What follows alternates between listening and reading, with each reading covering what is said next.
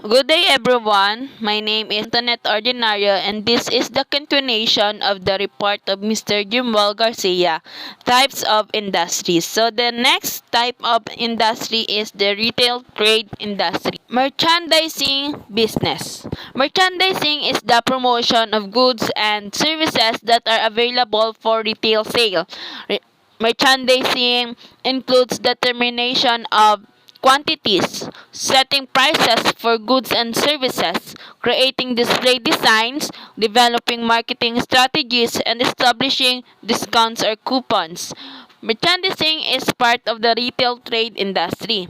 So, retail trade is the business activity associated with the sale of goods to the ultimate customers. It links the manufacturers and the customers of the product. Typically, retailers sell goods in small quantities to consumers for personal use and not for resale or business use. So, retail enterprises can be either independently owned and operated or part of a chain, a group of two or more stores whose activities are determined and coordinated by a single management group. Stores that are part of a chain may all be owned by a single company, but in other cases, the individual stores may be franchised that are independently owned by a small business person. So, many different type of retail establishments exist. The overall industry has seen no barriers that had long separated the wide range of companies operating under the retail umbrella. So, retailing and establishments still generally fall into one of the following general categories. And here is the typical types of retail trade businesses. So first is the specialty stores. These establishments typically concentrate on selling a single type or very limited range of merchandise. So example is clothing stores, musical instrument stores, shoeing shops, and party supply stores all fall within this category. So next is the department stores. These establishments are comprised of a series of departments, each of which specialize in selling a particular grouping of products. So under the compartmentalized arrangement, consumers go to one area of the store to purchase tableware and another area to acquire bedding, for example. Next is supermarket. These retail establishments, which are primarily involved in providing food to consumers, but have increasingly ventured into the other product areas in recent years. Next is the convenience stores. So, like 7-Eleven, yan. It is a retail outlet that sells a limited range of prepared and ready-to-eat food, bottled and fountain beverages, household staples, tobacco products, and periodicals. Retail trade is widely known as a very competitive area of commercial endeavor. Businesswomen note that many fledgling retail establishments do not survive for more than a few years. Indeed, competition for sales has become so great that consumers have seen a marked blurring of product lines among retailers. Increasingly, retailers have taken to stocking a much greater variety of goods than their basic industry classification would indicate, like bookstores, for example.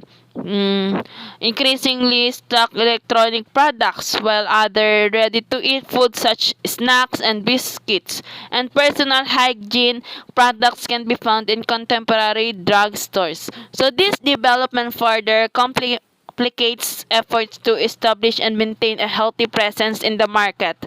But for all the small business owner but for the small business owner who launches a retail store on an adequate foundation of capital and attractive merchandise, involvement in the trade can be rewarding on both financial and personal fulfillment levels. Let's proceed to the next type of industry. So let's proceed to the service business. So, a service business is a company that provides professional support to its clients. From a business standpoint, service businesses are those that provide an activity or work with a commercial purpose. This kind of business offers tasks related to consulting, accounting, transportation, cleaning, hospitality, traveling, or maintenance, among others. These businesses are now delivered not just physically but also through virtual platforms like web-based systems or mobile apps. This industry hires a bigger portion of the labor force as compared to manufacturing or trade businesses. So here is the types of services. So first is the business services. So the most basic definition would be business services support the daily operation and activity of any business. For example, giving technical support and services to businesses, which nowadays is needed in the day-to-day operation. Other business services are banking, warehousing, insurance, telecommunication, transport, and many more. So let's proceed to the personal services. So these services are engaged in commercial these services are engaged in commercial activities which intended for individual needs. The service is uniquely offered and intended for each customer. Some examples of personal services are catering, hotel and accommodation, medical, beauty, clinic and spa, and any kind of artistic endeavors such as painting, sculpting, and many more. Next is the social services. These services are linked to public services. They are provided by the government or non-profit organizations. The service is not a profit motive but for a social cause. Social services mostly offer in the sectors of education, sanitation, medical facilities, housing, and many more.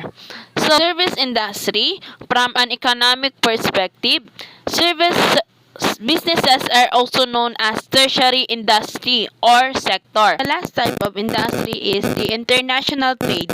So if you walk in a supermarket and find products of China, the United States, Thailand, Malaysia, South Korea, you're expecting the effects of international trade. International trade is the exchange of goods and services between countries. International trade allows countries to expand their businesses in the global arena. International trade is the key to the rise of the global economy where supply and demand, and so with the prices are affected by global events. Political change in Asia, for example, could increase the cost of labor, thereby increasing the manufacturing cost for an American sneaker company based in Philippines would increase the price charged at the local mall. A decrease in the cost of labor, on the other hand, would result in paying less for the new shoes. A product that is sold to the global market is called export, and a product that is bought from the global market is called import.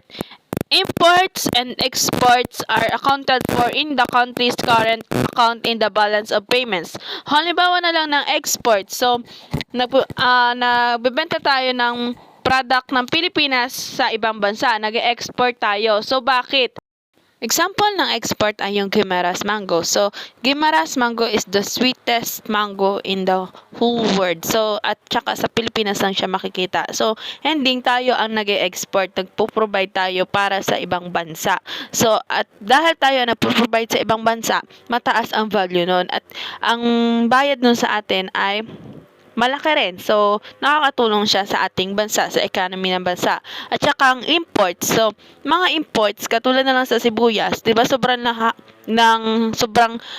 taas ng presyo ngayon ng sibuyas. So, dahil sa kakulangan ng supply, no, hindi umabot yung mga magsasaka natin sa supply, sa demand ng mga tao, sa demand.